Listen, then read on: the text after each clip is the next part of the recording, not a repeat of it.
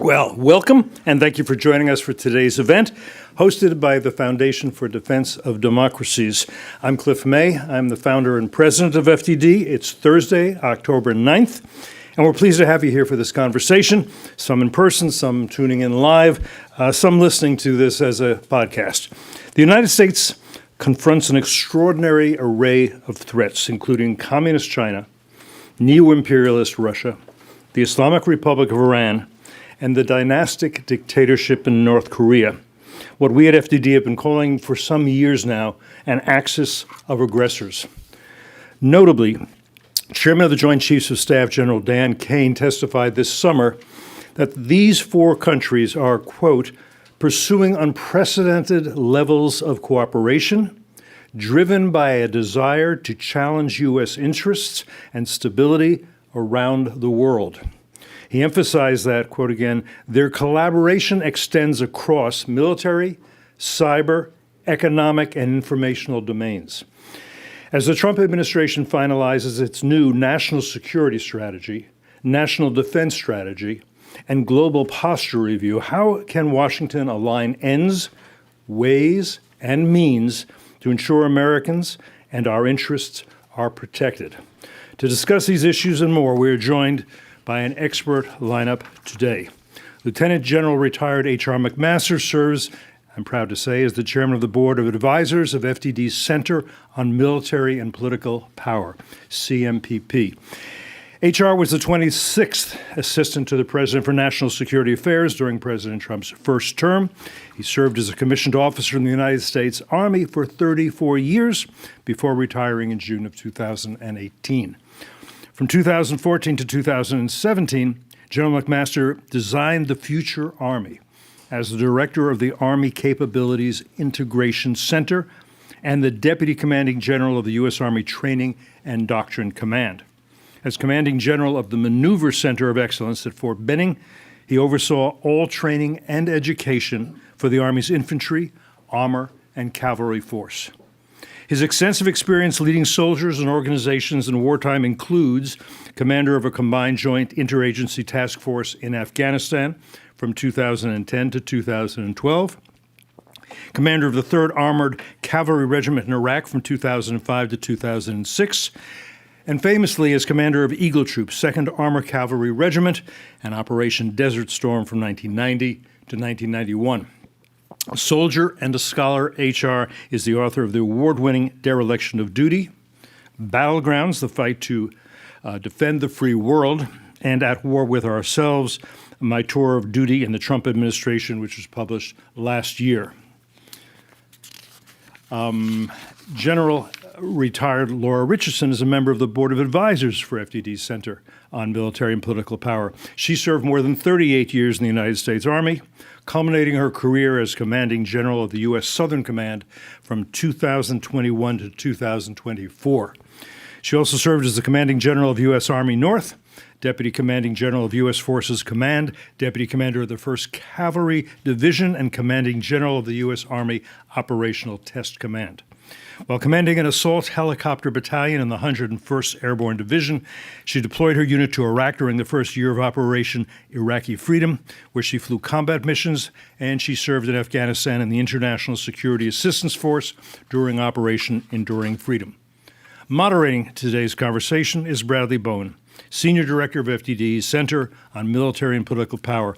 Brad spent 9 years in the U.S. Senate, including 6 years as the top defense advisor to Senator Kelly Ayotte, then senior Republican on the Senate Armed Services Readiness and Management Support Subcommittee. Brad also served more than 15 years in active duty as a U.S. Army officer, including time as a company commander, Black Hawk pilot, congressional affairs officer on the Army staff in the Pentagon, and staff officer in Afghanistan. He also serves as an assistant professor at West Point, where he taught courses in American politics, foreign policy, and grand strategy. So if my math is right, and our researchers have checked it, so I'm sure it is, it occurs to me that we have more than 87 years of active duty U.S. Army service represented on our stage today. I look forward to this conversation. Okay, before we dive in, a few words about FDD for the record. For more than 20 years, FTD, 20 years. For more than 20 years, FTD has operated as a fiercely independent, nonpartisan research institute, exclusively focused on national security and foreign policy. As a point of pride and principle, we do not accept any foreign government funding. For more on our work, please visit our website, ftd.org, follow us on X and Instagram, and subscribe to our YouTube channel. We're everywhere. Brad, the floor is yours. Thank you very much, Cliff. I really appreciate the introduction. Thank you all for joining here in person and those joining online. And most of all, thanks to you two, General McMaster, General Richardson, two individuals whom I admire so much. And I'm so privileged and honored to be associated with you here at our Center on Military and Political Power. And I think we would need about 3 or 4 hours to talk about all the questions I'd love to ask both of you. But so with your permission, I would just love to jump in and get started. We're framing this discussion around the Axis of Aggressors, as Cliff just detailed. This is something that we've been focusing on here for quite some time. We're more than 14 or 15 months into a research project where we're trying to understand how these 4 adversaries are working together, what the implications are of their cooperation, and most importantly, what we, the United States and our allies and partners, should do about it. We're into the drafting stage of that report. As Cliff said, the chairman of the Joint Chiefs said that these 4 countries are pursuing, quote, unprecedented levels of cooperation.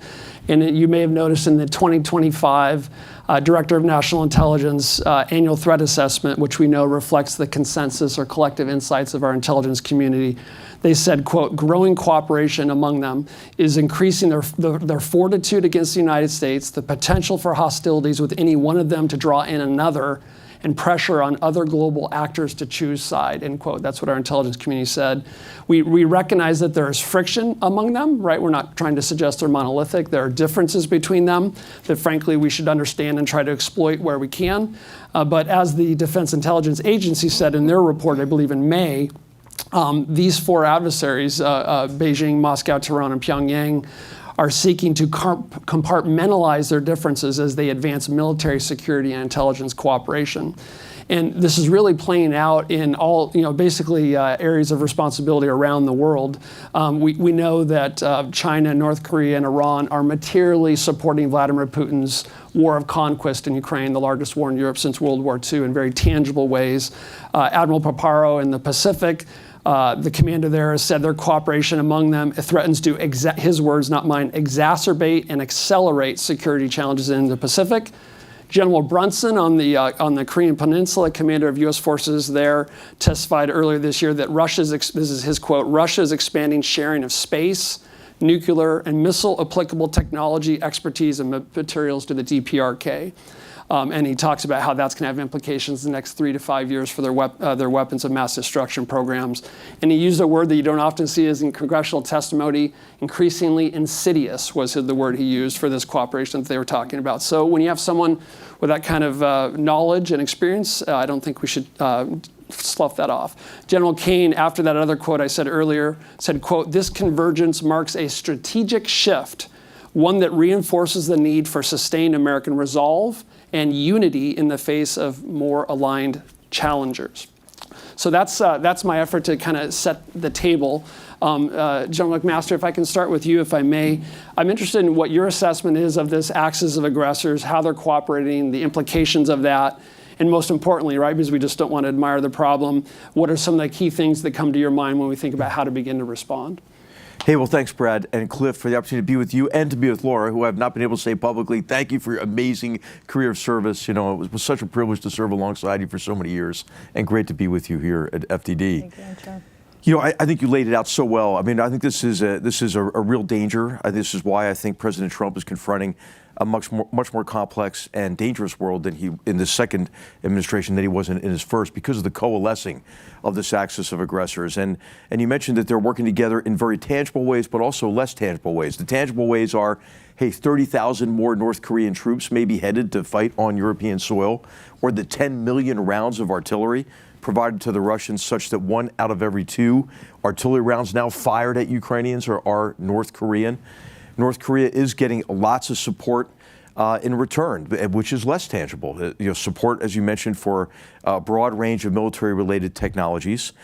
And also this, the underwriting of the entire war machine of Vladimir Putin by China, and China also aiding and abetting the North Koreans. It's important to see also the connection to Iran.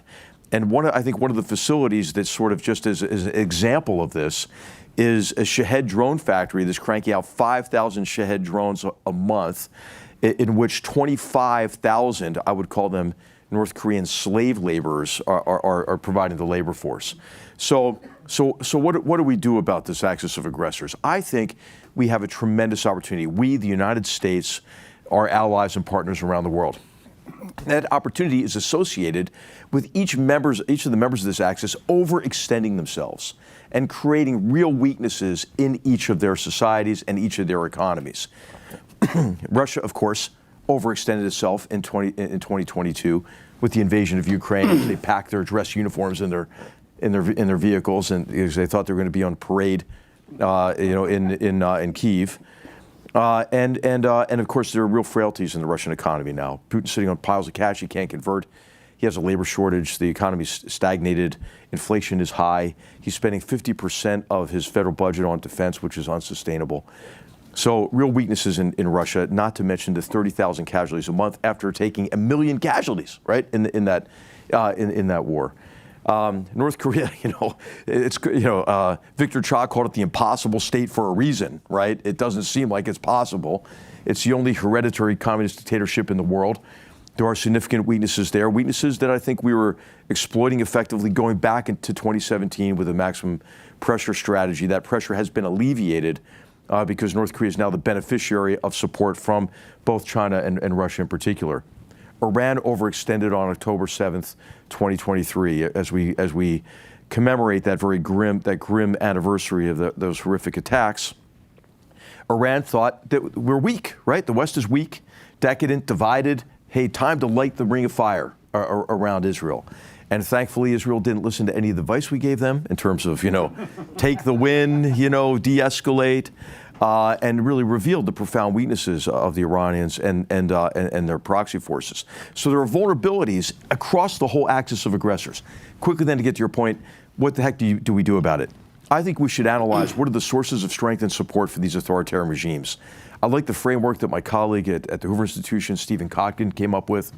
He just talks like Joe Pesci. He says, hey, there are five things. These are the authoritarian regimes. But they need cash flow, right? And so we should go to work on that. We should seize those Russian assets and then go after the Ghost Fleet or the Black Fleet, which is now like 1,000 ships maybe, to constrain the flow of cash into that ATM. President Trump has an idea about tariffs on countries that are buying their oil and gas. Can we displace some of that gas, us and some of our friends and partners in the Gulf? So cash flow. They need security forces that, in the case of these authoritarian regimes, can often be pitted against each other.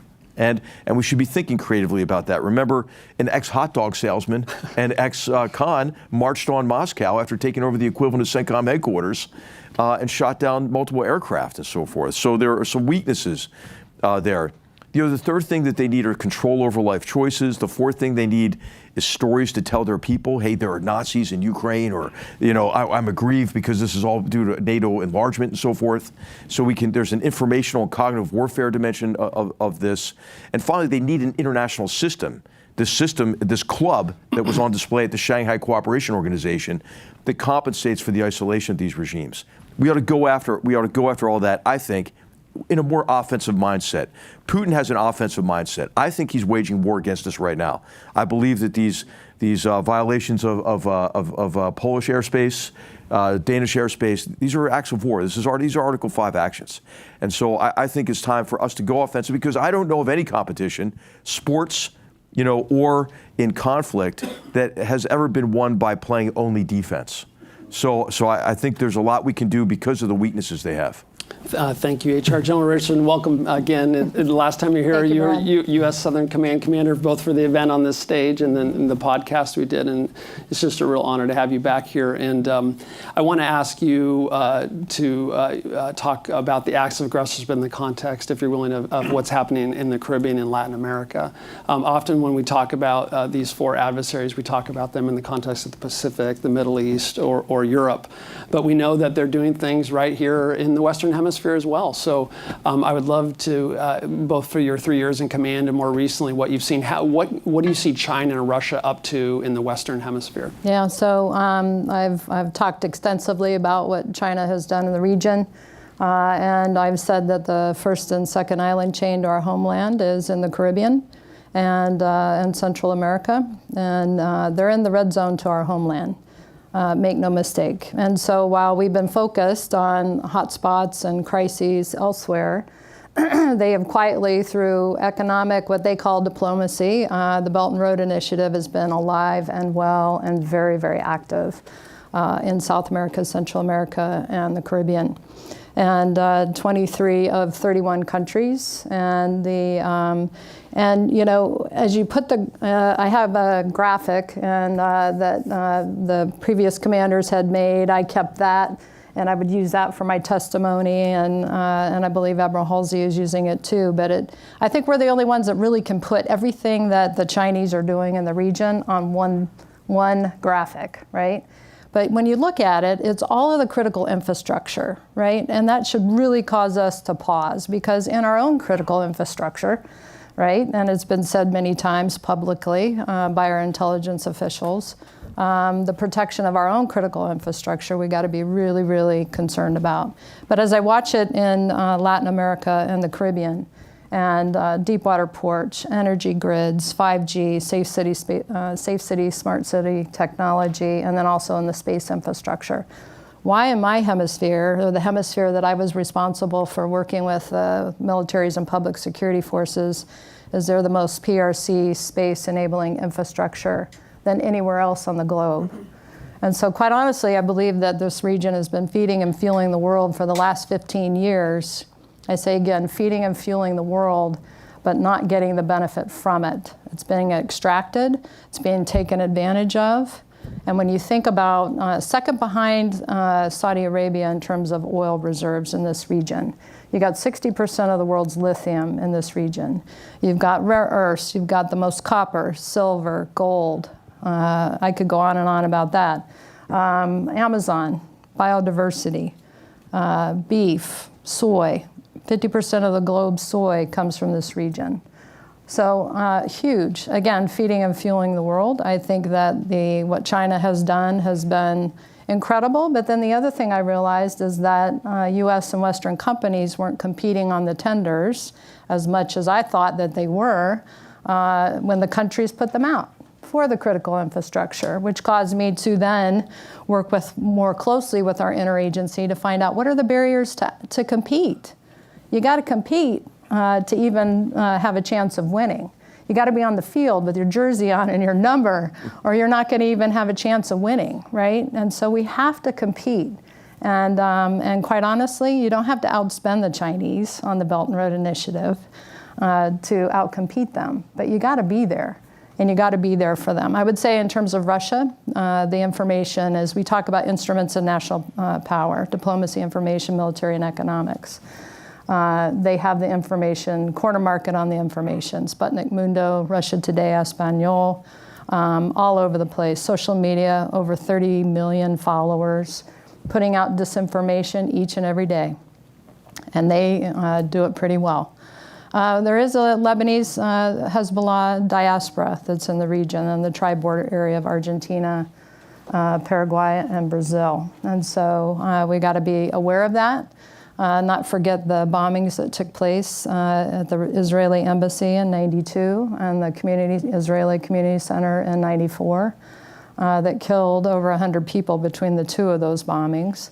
And so very, very severe. We need to remember those things. And that group has been active in terms of gaining funding for the larger parent organization, about a third of it from South America. Thank you. HR, these things are happening, and the Trump administration is putting together several strategic documents. And I'm reminded that you and Nadia Shadlow led the effort to put together the Trump administration's 2017 National Security Strategy. And I, as a strategy dork, I can't resist asking you, what does a good and bad national security strategy look like, and what do you expect and hope to see in this new national security strategy. Well, one of the great things about Washington is you can critique these strategies even before they come out. Right? That's probably the only place you can really do that. So, but I think that what people were most concerned about in Trump too is what some people would call maybe a neo-isolationist wing, but maybe the skeptics about sustained U.S. commitment abroad, right? And I think it's really important to understand like where these people are coming from, why they're skeptical about our ability to achieve positive outcomes for Americans with an engaged foreign policy and an engaged defense strategy. And I think the reason has a lot to do with big transitions that occurred in the global economy after the 2000s and China's entry into the WTO, the loss of manufacturing jobs. I think also like the unanticipated length and difficulty and cost of the wars in Iraq and Afghanistan, financial crisis 2008, 2009, toss in an opioid epidemic, graft onto that social media and the effect of really showing people more and more extreme content to get more and more clicks, and this involves conspiracy theories, that sort of thing. And so then we had lots of other traumas after that, right, with the COVID-19 pandemic, the increased kind of polarization of our partisan political discourse and so forth, and vitriolic nature of it. And I mean, just the list goes on, right? So I think there's a big sentiment that is associated with, hey, we got our own problems here, right? What the heck are we doing worrying about Europe's security when Europe is 19% of the world's GDP and 50% of the world's social spending? And we've been covering their social spending by underwriting their defense, So these were all valid, but I think what President Trump is getting are some of the outcomes he wants with burden sharing now from Europe, for example. And I think there is an increasing recognition of the danger associated with the Axis of Aggressors and the fact that really what provokes them is not us being abroad, it's the perception of weakness. And what you see Russia, China, and Iran was engaged in this activity is a strategic behavior of probing at the far reaches of American power, and where they're not stopped, they'll continue to probe and become more aggressive. That level of aggression, whether it's in cognitive warfare or if it's infrastructure attacks or if it's cyber attacks or if it's drone and MiG overflights, whatever it is, that will then become the new normal. And we're on a path to even greater danger with, two of these adversaries, well, three of them are nuclear armed, right? So the best way to prevent war, I believe, is what President Trump says oftentimes, peace through strength. But he has to reconcile this kind of dissonance within his administration.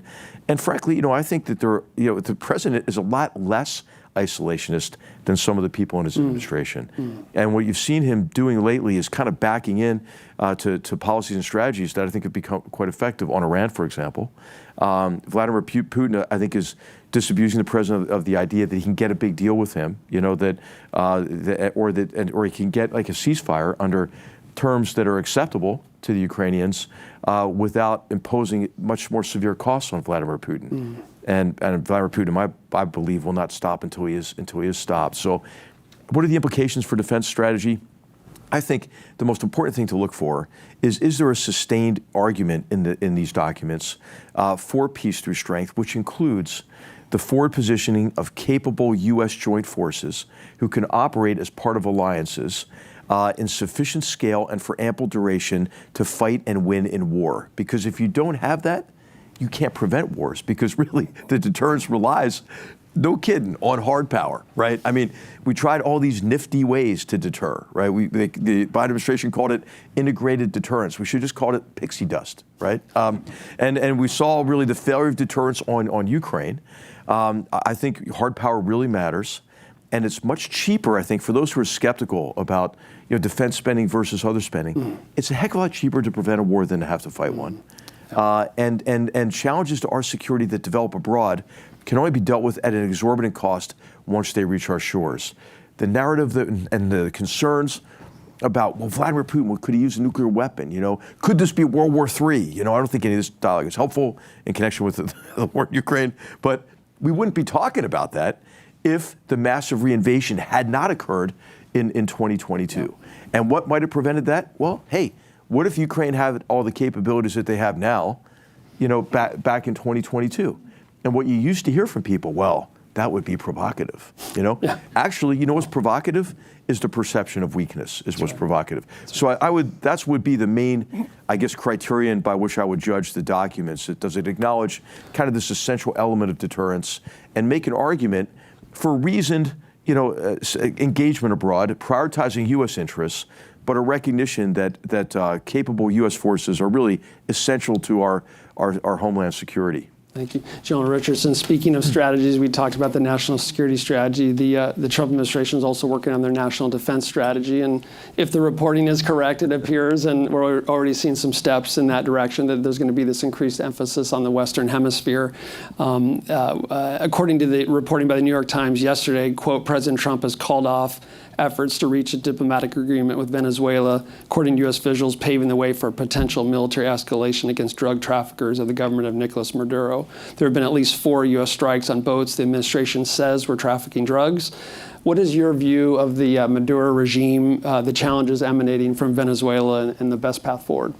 Yeah, well, thanks for that question. Yeah, all in like 2 minutes. But, and I would say just in terms of the national defense strategy, it's good to have a national security strategy first before and they can work simultaneously, and hopefully that is happening. I would say with Venezuela, you have an illegitimate president that's in there claiming to be the president of Venezuela.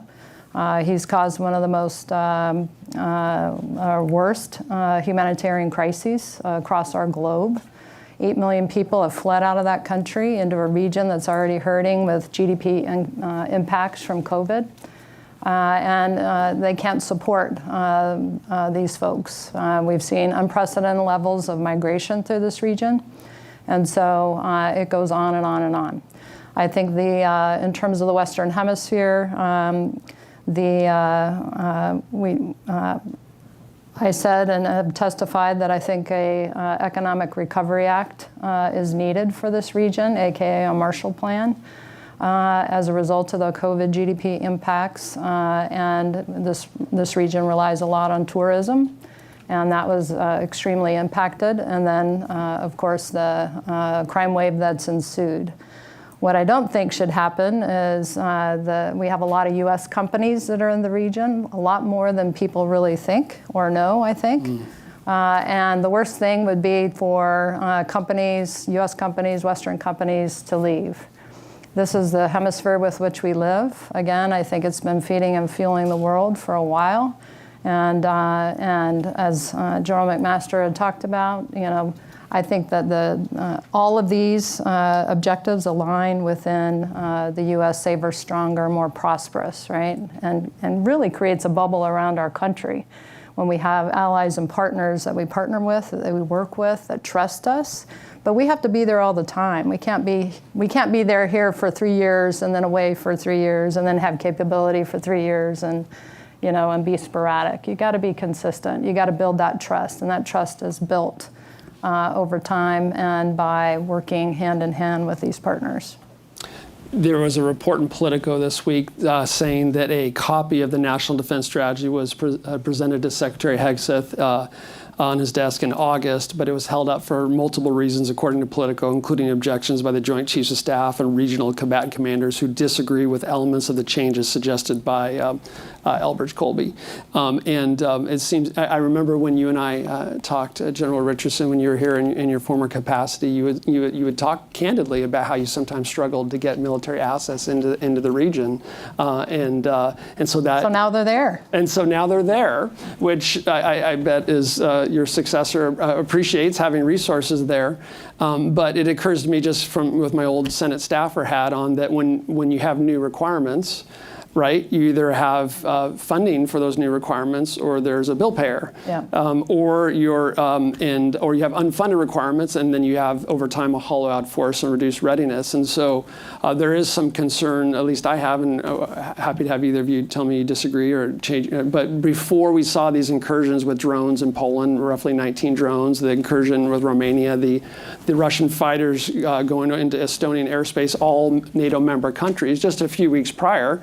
not cause and effect, maybe not a coincidence. We had Pentagon officials telling Baltic countries that we wanted to reduce our support for Baltic security, and that we had some portion of U.S. forces in Eastern Europe looking for the exits. So I'm all from my humble foxhole here, having more resources for Southcom. But I think if we're going to have additional requirements, we should have additional funding, and we should be careful about the bill payers in Europe or the Middle East, or we're going to reduce readiness and haul out the force. General McMaster, would you tweak any of that, or what are your thoughts on? Yeah, I would just say there's also, Europe is committed to spending what they should have been spending on defense now, but it's going to take some time to build up the range of capabilities and the capacity in their armed forces. So it would be a big mistake, I think, to disengage portions of our force from Europe, and it would just repeat the mistakes the previous administrations have made.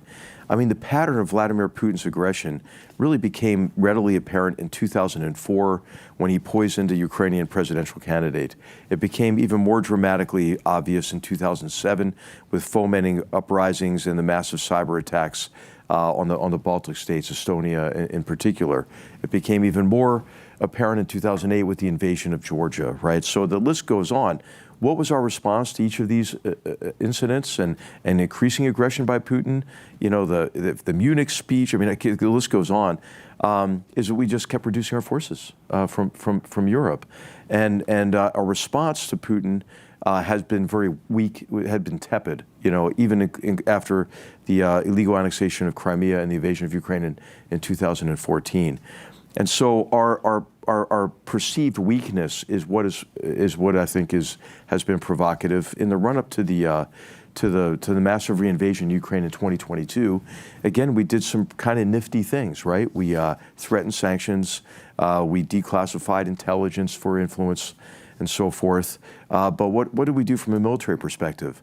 We suspended lethal assistance. To Ukraine. I'm talking about the Biden administration. This is after going to Geneva and laying out the red lines for Putin, which for Putin is like a green light for everything else. You know, we withdrew our forces out of the Black Sea. We evacuated all of our advisors, and then we evacuated our embassy and scuttled our embassy. So I just think that we should be in the business these days of portraying strength. I believe, as I mentioned, we are strong relative to this axis of aggressors. I got to admit, they look great on parade, man. I'm telling you. I mean, that Beijing parade, fantastic, right? And Secretary General Ruda called it a ballet, you know? But I do think there's an inverse relationship between how well you march and how well you fight. Thankfully for the U.S. Army, if you saw them. But you know, I think we should be confident, and I think what we also have to do is recognize the degree to which security in various theaters are connected to one another. Confronting the axis of aggressors in our hemisphere is important, and the outcome of the war in Ukraine, I think, will have dramatic consequences for security in the Indo-Pacific. I believe that this perception of weakness, as I mentioned, led to these cascading crises from Ukraine into the Middle East.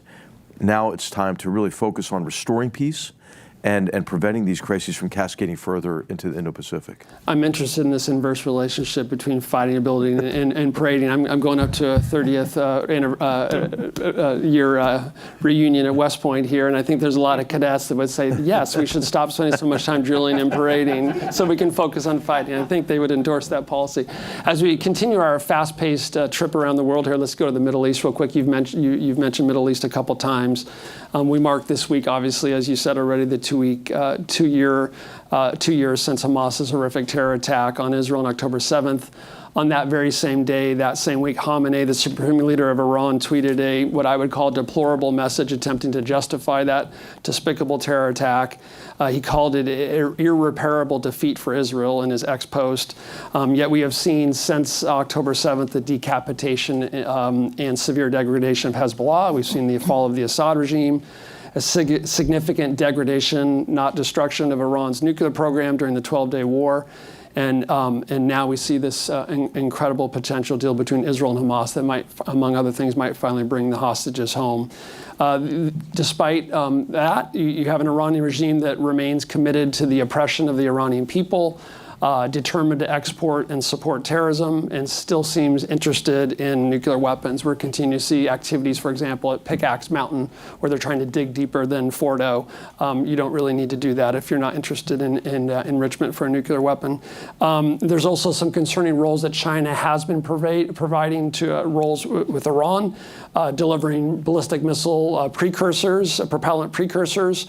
There are some reporting, not yet confirmed, that they may be helping Iran reconstitute their ballistic missile production capabilities. There are also concerns about Russia's cooperation with Iran's nuclear energy program, the potential provision of Su-35 fighters, and the provision of other advanced conventional weapons from Russia and even China. We've seen the snapback of sanctions. That's good, but now they have to be enforced. And so there's lots of things happening. You both spent a good portion of your careers leading and fighting in the Middle East. So I'm interested to see how, both in your experience and currently, you see the role of Iran in the region, what you make of this news coming out of Gaza and the path forward in the region. General Richardson, would you like to start? Well, it's a smorgasbord. You can pick any one of those you want. I just think it's very complex, obviously, what's happening now. And in terms of the different positions and have dug in, different positions are in terms of what the outcome of all of this should be. And certainly the role that the United States plays is from a position of strength or not. I think, again, back to what HR said about the appearing and being strong, we have to act from that and from that position of strength versus not. And so just as there will be some things that will happen, I think, as this unfolds and continues to move, hopefully, towards a solution of some sort, but there will be some audibles that will be called, and it'll be all how we handle the audibles. And is it from a position of strength or not? Thank you. Thank you. Well, I mean, I think we should all be very happy, appreciative of the efforts to get the hostages out first, you know, and then the steps that are laid out in the agreement are logical steps that have to occur if there is ever going to be an enduring peace between Israel and the Palestinians, especially in Gaza, or a better life, you know, for the Palestinians, especially in Gaza. And those steps include, you know, the creation of some kind of a peace enforcement force that forces Hezbollah to disarm and creates space for a political entity other than Hamas to emerge. What has been astounding to me in recent months is the degree to which people have fallen into this habit almost of blaming Prime Minister Netanyahu for the hostage crisis. You know, I mean, hey, that crisis could end any time with Hamas releasing the hostages. And also what's been, I think, astounding in terms of the illogic of it is to talk about how there's a need for a ceasefire and then to restore progress toward a two-state solution.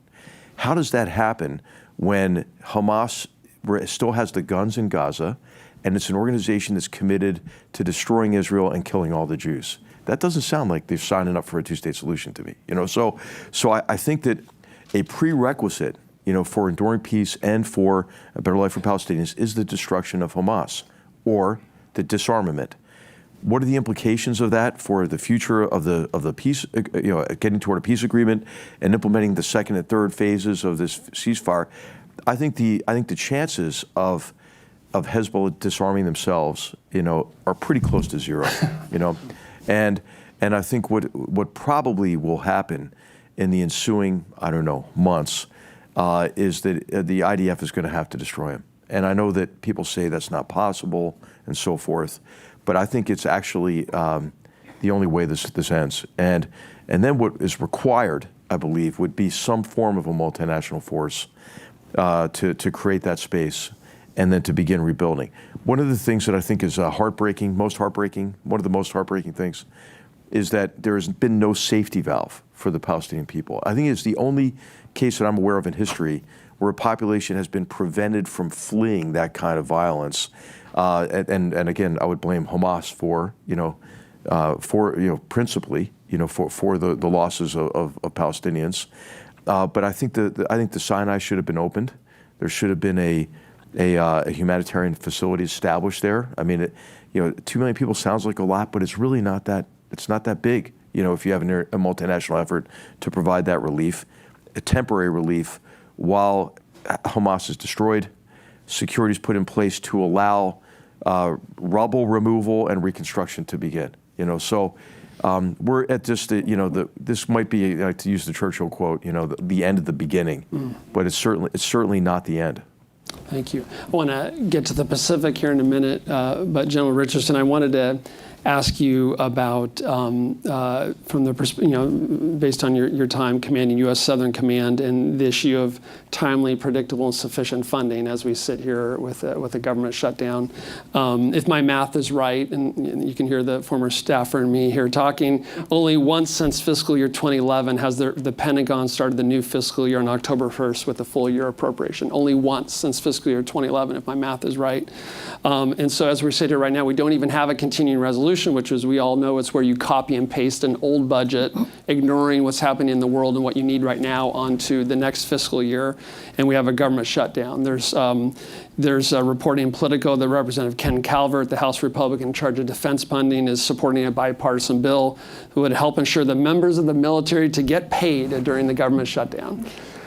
General Richardson, I went back and looked at your 2024 posture statement, and there was a quote there that I just thought was so powerful. You said at the time, in this region, referring to Southern Command's area of responsibility, a small investment, whether in time, physical resources, funding, or collaboration, goes a long way.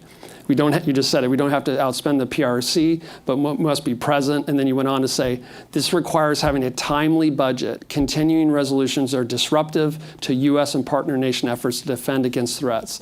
The PRC and Russia are already here in the Western Hemisphere. Time is of the essence, end quote.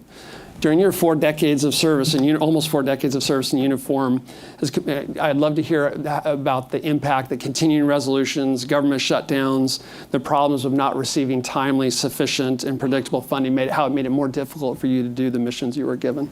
Yeah, so I could speak for the entire Department of War, right, or all of the interagency as well, but being able to have predictable funding that you don't have to worry about. The drill to go into a government shutdown, just in terms of my headquarters when I was the commander, because we had to do it during that time, plan for it, right? Because it was close, but it didn't happen. However, it's a lot of time spent on who your key and essential people are that are going to stay, and the ones that are going to go home. And that takes hours of planning, where we should be focused on what our mission is, not having to do that. I would say that we need to have a room on the Hill. We need to order a bunch of pizza and put it in there, and get everybody in there that's got to make the decisions, and lock the doors. We absolutely need the funding. I mean, when you're talking about technology, the speed of technology and change, and every service is in transformation right now, trying to keep up with the technology, trying to maintain the overmatch.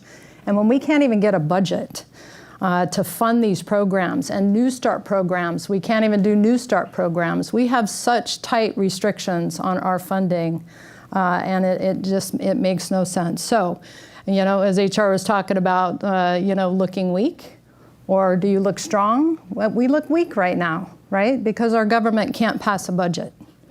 And so we need a budget, period. If I had ASAP. Amen.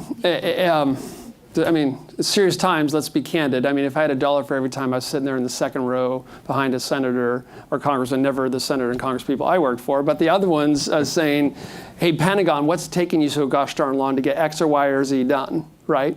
Well, I don't know, maybe do your job. Article 1, Section 8, do your job, Congress, if I can say that. It's kind of like a Congress that can't keep the government open and legislate, especially provide a budget for the Department of War/Defense for national security for our service members, and we have questions that our service members are not going to get paid on October 15th. That's like a fisherman that doesn't know how to fish, or a pitcher that doesn't know how to pitch, or a quarterback that doesn't know how to throw a football. It's your fundamental job. Do your job, I would say. I don't know. Can I say that? I just did. Okay. Okay. General McMaster, anything to add on that? No, not. Yeah. Worse. All right. I mean, Yeah, I get a little excited about that. Okay, energy dominance. The establishment of energy dominance, HR, in the 2017 National Security Strategy was something you emphasized there. The Trump administration continues to emphasize that. FDD has just created a new energy and national security program led by Rich Goldberg, who recently served as former White House National Energy Dominance Council senior counselor. We're hosting an event with Doug Burgum here on October 24th. We'd love to hear from either of you on how you see the intersection between energy and national security in the context of what we've been talking about. Yeah, and if I can plug Cliff's recent episode of Foreign Policy on this topic, it's fantastic. So, I obviously we said in 2017, and this is true. We've noticed for many decades that energy security is national security, and the decade that came home to us was in the 1970s. If you remember the multiple energy crises and the degree to which we had become dependent on Gulf oil. I think we had been on a path for a while to recreate something analogous to that dependency on China, especially related to renewables and solar turbines and solar panels and the supply chains for all renewable energy sources that really were controlled by China, various rare earth metals and the separation and refinement process for them.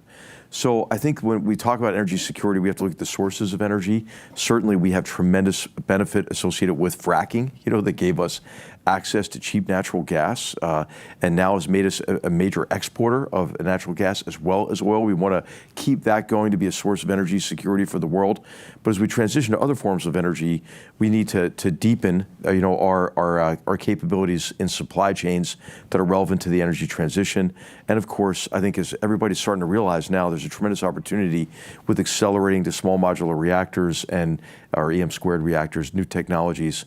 But the infrastructure, which is what we were just talking about actually before here, is immensely important for energy distribution as well. So I think it's important to look at the whole system and to recognize that all the things that we want to achieve in terms of being the leader in AI and the compute power associated with that, as well as to invigorate our industrial base and our defense industrial base, to reduce the fragility of our supply chains.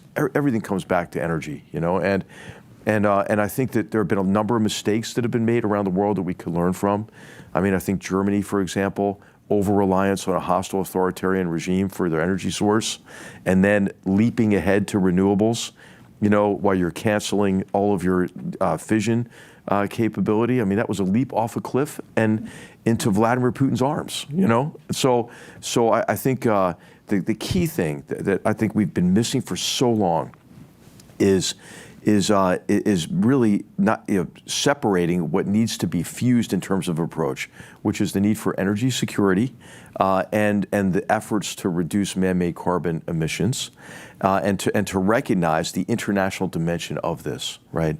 Of both of those problems, and the national security dimension. So energy security, national security, reduction of man-made carbon emissions.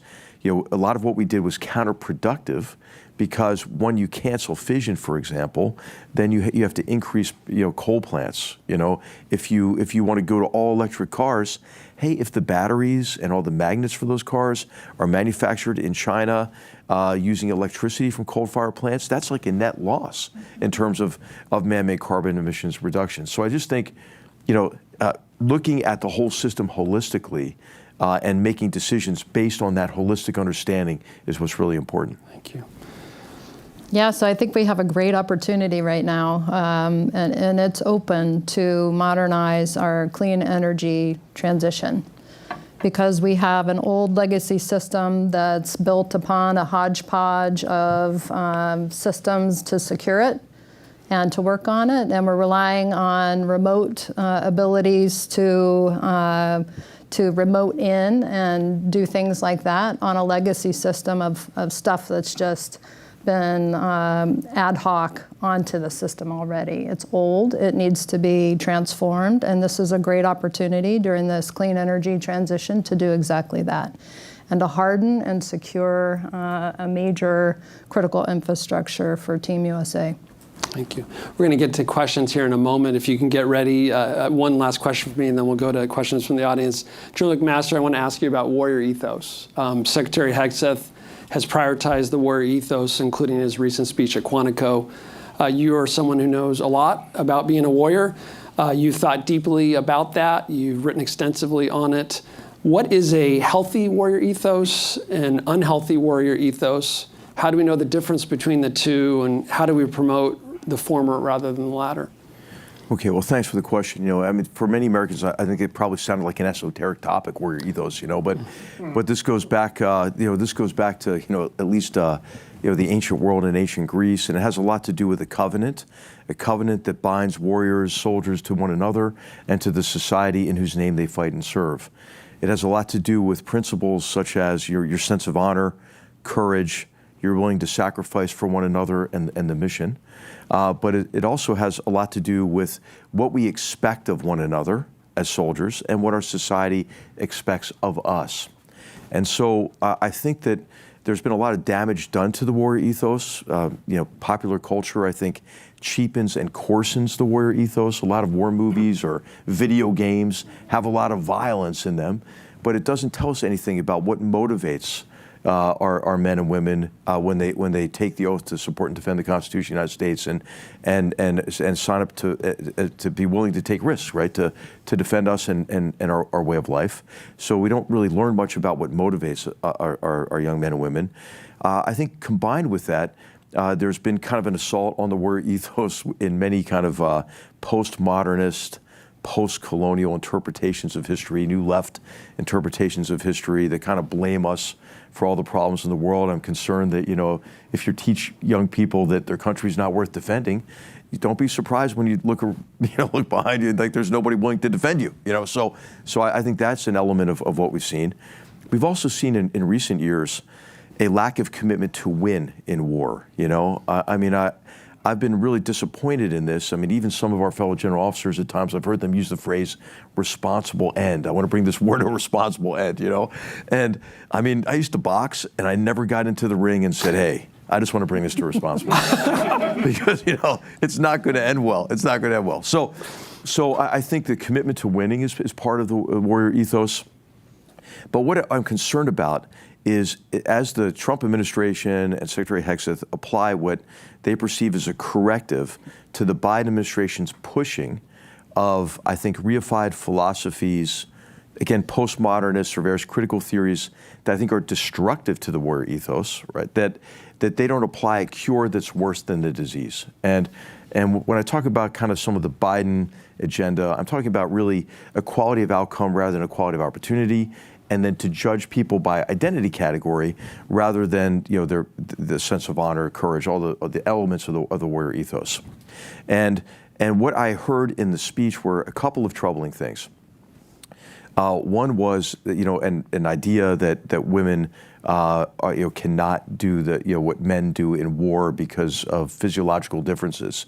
I do think there should be gender-neutral standards, but women have proven, obviously, their value of warriors. And I think also there is maybe, a disparagement of women that doesn't reflect, the profound dangers that women take on in combat in multiple roles. I mean, who is more courageous?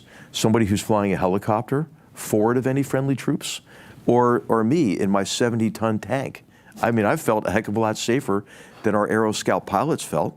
For example, when I was a Cav Squadron commander, and those pilots were oftentimes women. The other thing that I thought was troubling, there are really three elements here that I thought were troubling, was this idea that when you're fighting a brutal enemy, that you should lift restrictions maybe you place on yourself, consistent with applying firepower with discrimination, right? Which is one of the criteria for just war, and something we internalize. Now, believe me, I am very sympathetic to bumping up in terms of the weapon system you're using. I really ascribe to what General Ernest Harman said: if it takes a toothpick, use a baseball bat.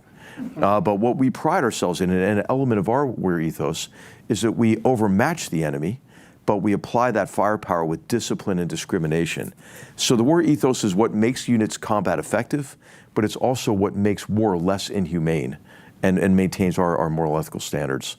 And then the final thing is, I'm afraid of this kind of erosion of the bold line between partisan politics and our military. I think elements of both political parties have been guilty of this, trying to pull the military into partisan politics. The most recent practices of this, I think, go back to Bill Clinton when he lined up, all the admirals and generals to sign up for him, and then that's become kind of like a practice of dueling flag officer endorsements for politicians. But also, I think that this narrative that got out there that the military is extremist and like the extremist stand down, and this idea that military veterans were overrepresented on January 6th, which they weren't, or that the military is woke. I mean, I don't know, Laura. Do you know any woke generals and admirals? I don't know any anymore. Nope. So I think that this narrative, the military is woke, the military is extremist. I think it's just destructive to our professional military ethic and to that covenant, part of the warrior ethos that we have with those in whose name we fight and serve. And so, I'm worried about it. John Richardson, as a combat veteran and warrior yourself, anything you want to add to that? Yeah, so I think that was very well said, and I agree with all that. But I think we have a lot to lose. We've got, we have 50% of our talent pool is women, and we're kind of late to the game. Our country is in terms of women serving in the military. There are many decades of women serving in other nations' militaries and doing excellent work in those militaries. And just to see my husband also served, and in his Apache battalion, his Top Gun pilot was a woman. And so I think that we've got to be careful, right? I think that the women we have serving today and in today's military are doing a fantastic job. They're trained, they are very capable, and in terms of the standards, in terms of the gender-neutral standards, to be able to meet those requirements, I agree with that, and so do the women, right, that serve. And so I think that very, very powerful what HR said, and he said it very well. So Thank you. I agree. Thank you both for those insights. Let's go to the audience now. If you could wait for the microphone to come, identify yourself and your affiliation, and we'll start right here. Thank you. Thank you, Brad.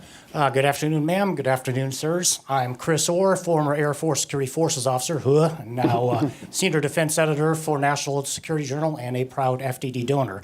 I have a two-part question. General McMaster, the first part goes to you, given your armored cav background. Some would say that the Russo-Ukrainian war has rendered armored warfare obsolescent or outmoded, given the fact that main battle tanks on both sides of that conflict have been taken to shellacking, whether from HIMARS or Bayraktar drones, what have you. So I was wondering what your response would be to those pundits. Second part goes to both General Richardson and to Brad, since you're both former Black Hawk drivers. Some of these same pundits also say that the Russo-Ukrainian war has rendered attack helicopters an outmoded form of warfare, as can be seen from the shellacking taken by the Hind, Havoc, and Alligator helicopter gunships. So how would you respond to those allegations about these weapons being obsolescent? Thank you. Yeah. Well, as a cavalry officer, I would just say try to think of a problem you can't solve with a tank. You can't.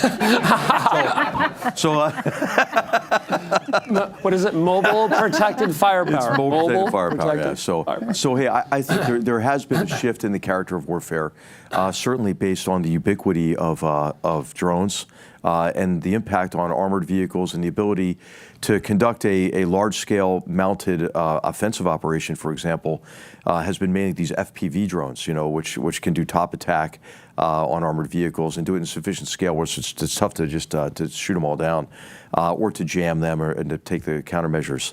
But I think about like a combat as like the child's game of rock, paper, scissors, right?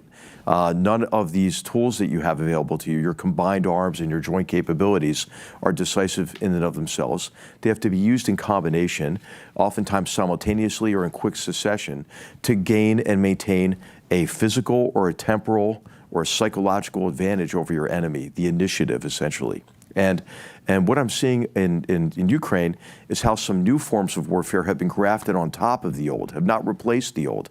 This is why it kind of looks like the Western Front in World War I in a lot of places, because that kind of defense, like the Ukrainians have put together with FPV drones and artillery, is very similar to the German elastic defense, which was the answer to Materielschlacht, or the massive artillery rounds. The German offensive looks a lot like the Ludendorff offensive of 1918, which was meant to be able to penetrate defenses through infiltration tactics. And what you're seeing, I think, emerge is the demand, the need for future joint forces to blind the enemy. What all of this has in common, I think, is the transparency of the battlefield. And so what you're going to need to do is have a range of capabilities like tiered and layered air defense, including, I think, especially electromagnetic warfare and directed energy weapons that can shoot down these low, slow, small drones, the FPV drones, combined with the ability to blind your enemy in space. The next war is going into space. I mean, because it's really what is in low Earth orbit is affecting in a profound way what's happening terrestrially and in the aerospace domain broadly. And then I think that there will be an enduring role, to your question, for mobile protected firepower. That's what a tank is. If you don't have mobile protected firepower, you know what you have? You've got a flak vest, man. I mean, what would you rather have? And then also, I'll tell you, I've just been in so many firefights. A significant number of firefights, where I rolled up on that firefight in a Bradley fighting vehicle or a tank, and there was a machine gun duel going on, back and forth. It could have gone on for 14 hours, but instead it went on for like 4 seconds, because I gave a fire command to my gunner, ended the firefight, and had a snack. So I think, why would you not want that advantage of mobile protected firepower? Because, what you'd never want is a fair fight in close combat. Even if you win a fair fight, it's an ugly outcome, right? So you want to just be able to overmatch, and a tank gives you that. Now, will the tank design look much different? Of course it will. You see all the modifications already. But really, it'll be the tank's ability to operate with air defense capabilities and a broad range of capabilities to create kind of a defensive bubble against these kind of capabilities. General Richardson, time to retire our beloved Black Hawk helicopter.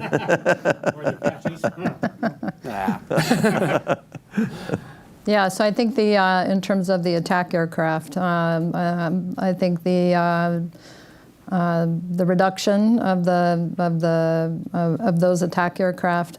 I think that there needs to be, I think it's a little too much from Richardson's perspective. I think that man-to-man teaming needs to be there. There needs to be a human in the loop.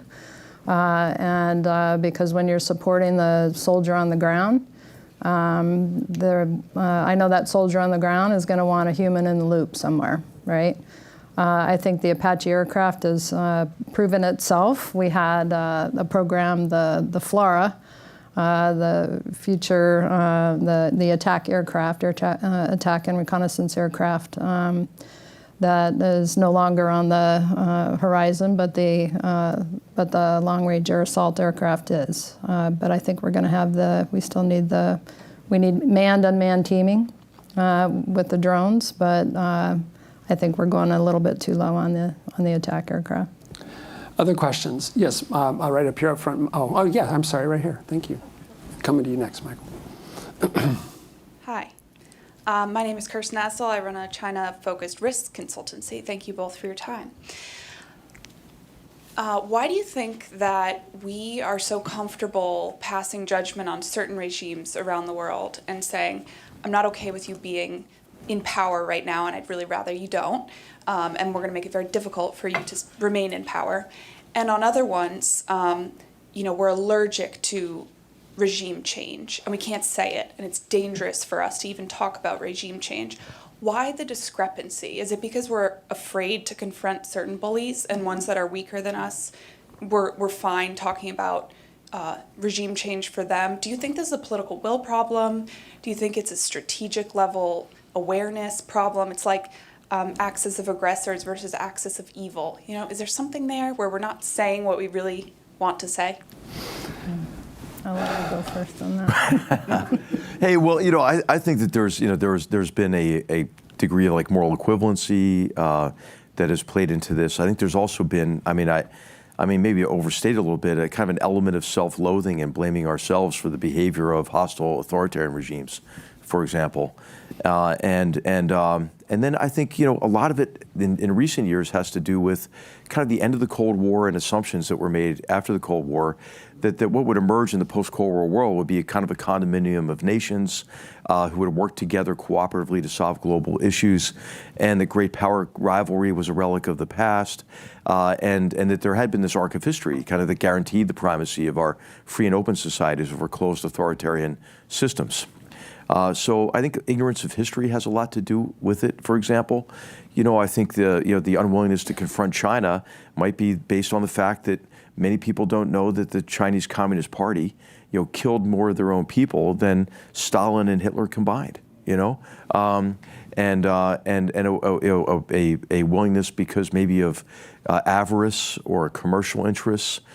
Based on really where you're working, to turn their eyes away from cultural genocide against the Uyghurs, for example, or slave labor, or a whole range of unfair trade and economic practices.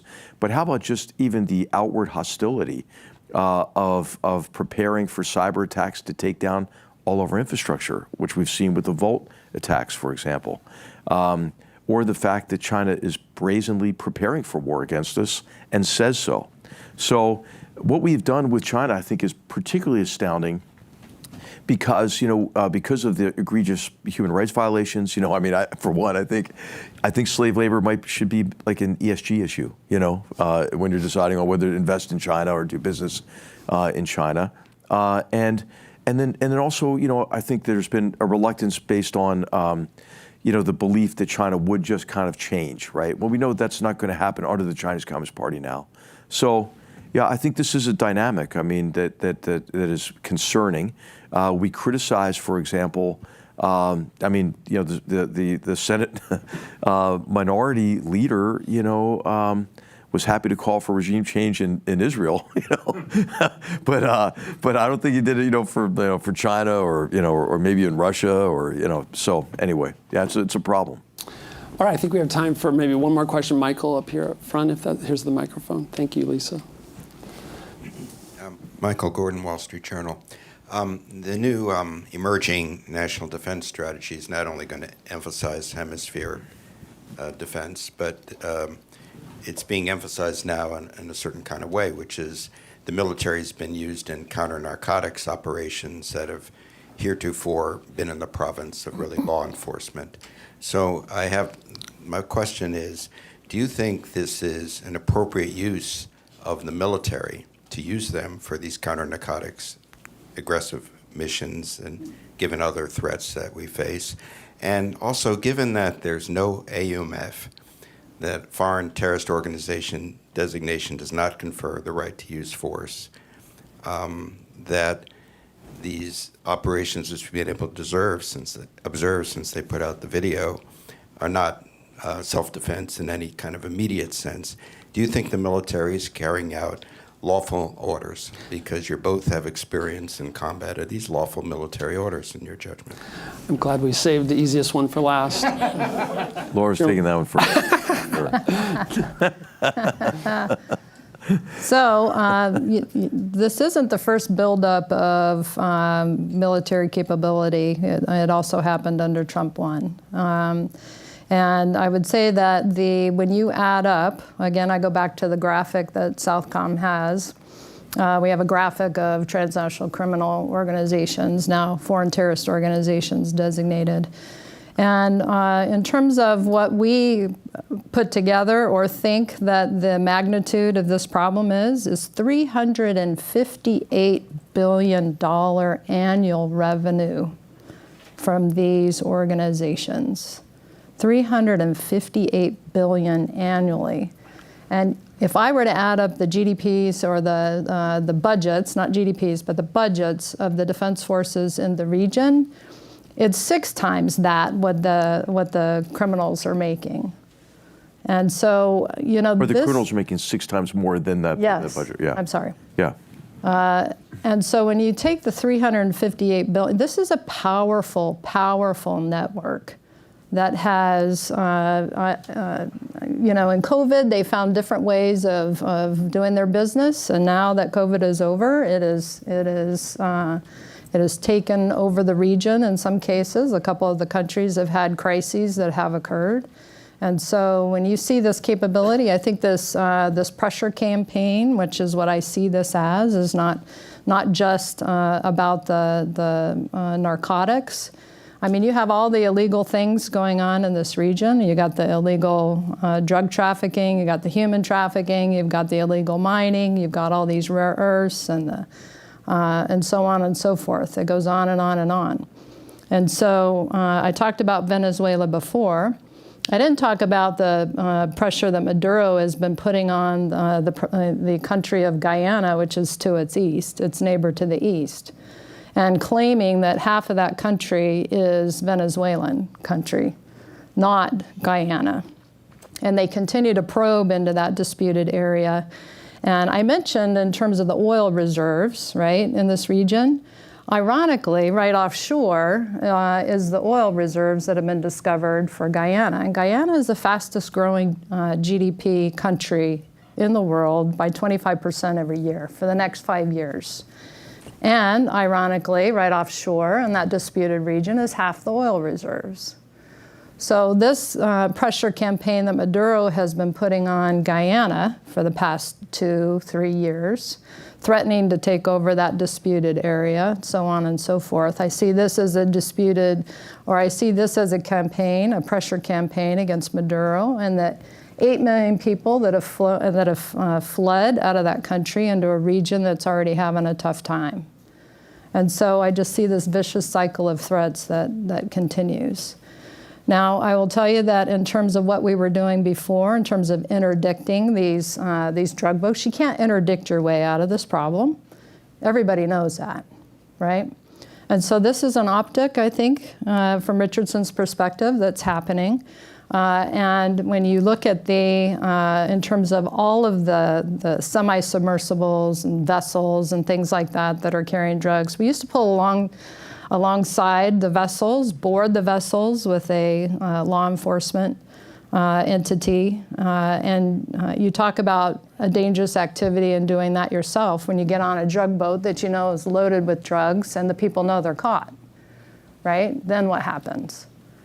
So I'm not saying everything is right in terms of what's happening, but I will tell you that in terms of a position of strength, we're very much present now in the Western Hemisphere.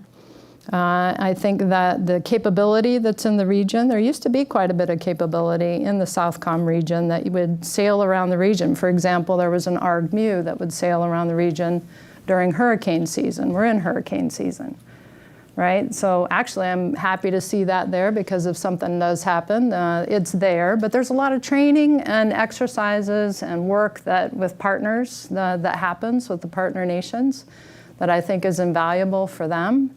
But in terms of when I was in command, having like a 1.0 presence, having one ship, just in the Caribbean, when you got 31 countries, the entire Central America and South America, and you can't even come up with one ship except for an exercise one time a year for maybe a week.